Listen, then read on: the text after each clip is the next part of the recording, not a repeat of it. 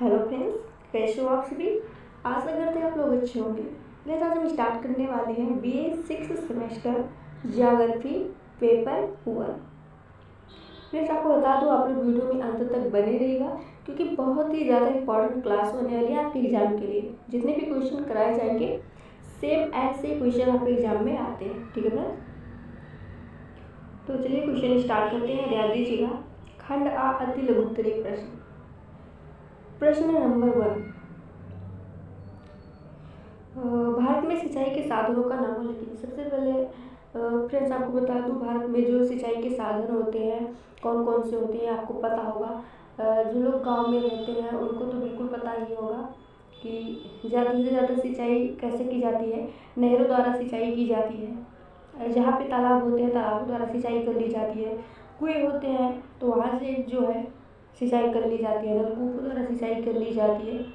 तो सिंचाई के बारे में आपको बताना कोई बड़ी बात नहीं है, लेकिन आपको बता दूँ एग्जाम में जब क्वेश्चन पूछा जाएगा तो लिखने का तरीका क्या है, किन शब्दों में हम लिखे जिससे कि हमें जो है अच्छे से अच्छा अंक मिले। ठीक है, तो चलिए ध्यान दीजिएगा। क्या है, भारत में सिंचाई के साधनों का नाम उल्लेख कीजिए। ध्यान दीजिएगा, किस प्रकार से आप एग्जाम में लिखेंगे वाक्य किस प्रकार से लिखा जाता है इस पर ध्यान से देखिए। देखिए फ्रेंड्स, भारत की मानसूनी वर्षा अनियमित, अनिश्चित तथा अनियंत्रित होती है। क्या कहा मैंने, भारत की मानसूनी वर्षा अनियमित, अनिश्चित तथा अनियंत्रित होती है। अतः कृषि प्रधान देश होने के नाते, कृषि प्रधान का मतलब क्या होता है, यानी कि हमारे भारत में जो खेती की जाती है इसलिए इसको क्या कहा जाता है, कृषि प्रधान देश कहा जाता है। अतः कृषि प्रधान देश होने के नाते यहाँ सिंचाई की आवश्यकता होती है। आप बता दूं जाहिर सी बात है, जहाँ पे खेती की जाएगी वहाँ पे सिंचाई की आवश्यकता तो होगी। सिंचाई नहीं करेंगे तो फसल कैसे होगी, है ना। देखिए, भारत की मानसूनी वर्षा अनियमित, अनिश्चित तथा अनियंत्रित होती है। अतः कृषि प्रधान देश होने के नाते यहाँ सिंचाई की आवश्यकता होती है। ठीक है बस, देखिए भारत में सिंचाई के प्रमुख साधन निम्न है। पहला है कुएं, नलकूपों द्वारा सिंचाई। दूसरा है तालाबों द्वारा सिंचाई, तालाबों द्वारा सिंचाई करते हैं। तीसरा है नहरों द्वारा सिंचाई। ठीक है बस, इस प्रकार से आपका पहला क्वेश्चन कंप्लीट हुआ। आशा करते हैं आपको समझ में आ गया होगा। एग्जाम में आपके क्वेश्चन पूछा जाएगा तो आप लोग 100% श्योर लिख सकते हैं। चलिए आगे बढ़ते हैं बिना किसी देरी के। Question number second. Question number second क्या है, हरित क्रांति से क्या तात्पर्य। आपको बता दूं मोस्ट इंपॉर्टेंट क्वेश्चन है आपके एग्जाम के लिए। 100% वाला क्वेश्चन पूछा जा सकता है, तो ध्यान दीजिएगा। मोस्ट इंपॉर्टेंट क्वेश्चन है, हरित क्रांति से क्या तात्पर्य है। सबसे पहले आपको बता दूं ये जो हरित क्रांति शब्द है इसका प्रयोग किसने किया। हरित क्रांति शब्द का प्रयोग किसने किया थे, आपको बता दूं अमेरिकी विद्वान है डॉक्टर विलियम गैट। अमेरिकी विद्वान है डॉक्टर विलियम गैट, इनका नाम आप लोग याद रखिएगा।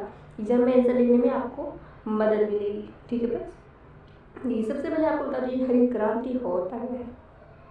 हरित क्रांति का ये जो कार्यक्रम चलाया गया था किसके लिए चलाया गया था, कृषि के विकास के लिए। ठीक है, यानी कृषि में विकास की जाए।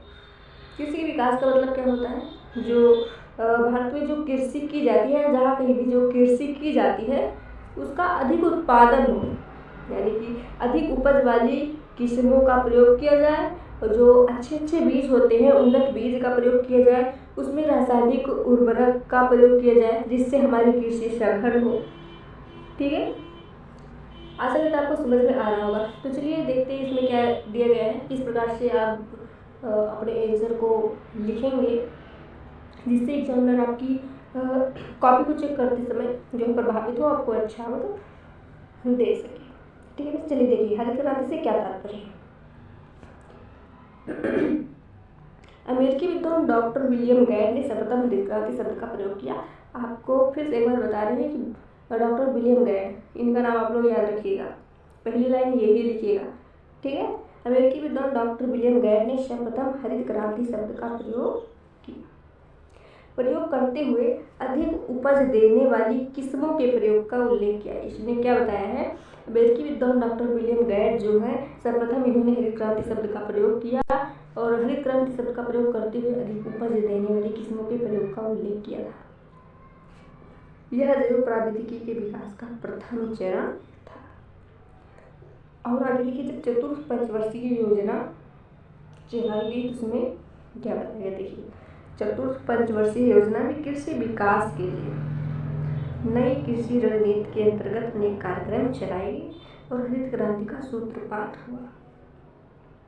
इसके मुख्य तत्व पहला क्या है, यानी कृषि के विकास के लिए जो नई कृषि रणनीति चलाई गई थी इस प्रकार से चलाई गई है, जिसके मुख्य तत्व तो देख सकते हैं। पहला नंबर है अधिक उपज वाली किस्में, दूसरा है उन्नत बीज अच्छे होंगे तो आपकी कृषि भी अच्छी होगी। रासायनिक उर्वरक, जो रासायनिक उर्वरक है उसका उपयोग करेंगे तो आपकी कृषि सघन होगी, सघन कृषि कार्यक्रम देख सकते हैं। पांचवा लघु सिंचाई योजना है। छठा है कृषि शिक्षा एवं अनुसंधान, आपको जो कृषि कर रहे हैं उनके बारे में शिक्षा भी होनी चाहिए कि किस प्रकार से किस समय क्या करना है। ठीक, देखिए सेवन है पौध एवं भूमि संरक्षण, यानी भूमि का संरक्षण कैसे किया जाए, आखिर हम लोग भूमि का संरक्षण कर पाएंगे तभी तो हमारी कृषि सही ढंग से हो पाएगी, तभी तो सघन होगी। ठीक है, तो चलिए आगे बढ़ते हैं। आशा करते हैं आपको समझ में आया होगा। चलिए आगे बढ़ते हैं। क्वेश्चन नंबर 3 देखिएगा, भारत में उर्वरक उद्योग का होता है, ये भी इम्पोर्टेंट क्वेश्चन है। ठीक है बस ध्यान दीजिएगा, भारत में उर्वरक उद्योग कहाँ कहाँ पर है ये आपको बताया गया। देखिए, देश में प्रथम सुपर फास्फेट संयंत्र रानीपेट तमिलनाडु में 1906 में स्थापित किया गया था। ये जो उर्वरक उद्योग की बात हो रही है इसमें आपको सुपर फास्फेट के बारे में बताया गया, जो कि ये सुपर फास्फेट संयंत्र जो है वो रानीपेट तमिलनाडु में स्थापित किया गया था, जो कि 1926 में स्थापित किया गया था। उसके बाद देखिए क्या है, सिंथेटिक अमोनिया, ये भी उर्वरक उद्योग है। सिंथेटिक अमोनिया तथा अमोनियम सल्फेट का उत्पादन क्रमशः 1944 से 1947 में प्रारंभ हुआ था। ठीक है, अब भारत में सहकारी स्वामित्व वाले पहले उर्वरक कारखानों की स्थापना 1951 में बिहार में सिंदरी में की गई थी। इसमें यह बताया गया है भारत में जो पहले उर्वरक कारखानों की स्थापना की गई थी वो 1951 में बिहार में की गई थी, बिहार में सिंदरी में। किंतु उर्वरक उद्योग का विकास हरित क्रांति के दौरान शुरू हुआ। उर्वरक उद्योग का विकास कब शुरू हुआ, हरित क्रांति के दौरान शुरू हुआ। जैसे कि भी आपने इसके पहले वाले क्वेश्चन में पढ़ा है कि उन्नत बीज होने चाहिए, है ना फ्रेंड्स। इसमें क्या बताया गया है, किंतु उर्वरक उद्योग का विकास क्या कहते हैं, हरित क्रांति के दौरान शुरू हुआ। जब हरित क्रांति शुरू हुआ था तो उसमें तो बताया गया है अच्छे उर्वरक का उपयोग करना है, तो इसीलिए तो ये बात आ रही है उर्वरक उद्योग का विकास हरित क्रांति के दौरान शुरू हुआ। हरित क्रांति जब शुरू हुआ तभी तो उर्वरक उद्योग का लोग प्रयोग करने लगे ताकि हमारी कृषि सघन हो, अच्छी हो, फसल हमारी अच्छी हो। ठीक है भैया, इसलिए इसमें लाइन बताई गई है कि उर्वरक उद्योग का विकास हरित क्रांति के दौरान शुरू हुआ। ठीक है, आगे देखिए, नाइट्रोजन और फास्फेट उर्वरकों का उत्पादन जो वर्ष 1951 से 52 में क्रमशः 85 से 63,000 टन था और वर्ष 2010 से 11 में बताया गया है जो बढ़ करके 218.8 में 121 लाख मीट्रिक टन हो गया। इतना ज़्यादा बढ़ गया है, ध्यान दीजिएगा फ्रेंड्स। नाइट्रोजन और फास्फेट उर्वरकों का उत्पादन जो वर्ष 1951 से 52 में क्रमशः 85 से 63,000 टन था, इतना कम था 1951 से 52 में 85 से एवं 63,000 टन था, वही 2010 से 11 में बढ़ करके कितना हो गया फिर 218.8 में 121 लाख मीट्रिक टन, इतना ज़्यादा हो गया, आप लोग देख सकते हैं। आगे देखिए, इस उत्पादक वृद्धि के साथ भारत विश्व का तृतीय बृहत्तम नाइट्रोजन उत्पादक, यानी कि अपना जो भारत था वो नाइट्रोजन उत्पादन के लिए विश्व का तृतीय बृहत्तम उत्पादक वाला देश था। और आगे देखिए, फास्फेट उर्वरकों का 7वां, और फास्फेट उर्वरकों की बात करें तो अपना भारत जो है 7वें बृहत्तम उत्पादन देश बनकर उभरा था। जैसे देखिए, इस उत्पादन वृद्धि के साथ भारत विश्व का जो है तृतीय बृहत्तम नाइट्रोजन उत्पादक, फास्फेट उत्पादक उर्वरकों का 7वां बृहत्तम उत्पादक देश बनकर उभरा। ध्यातव्य है कि भारत में पोटास उर्वरकों के उत्पादन में कमी है, ये ध्यान रखिएगा, मेन पॉइंट है। ध्यातव्य है कि भारत में पोटास उर्वरकों के उत्पादन की कमी है।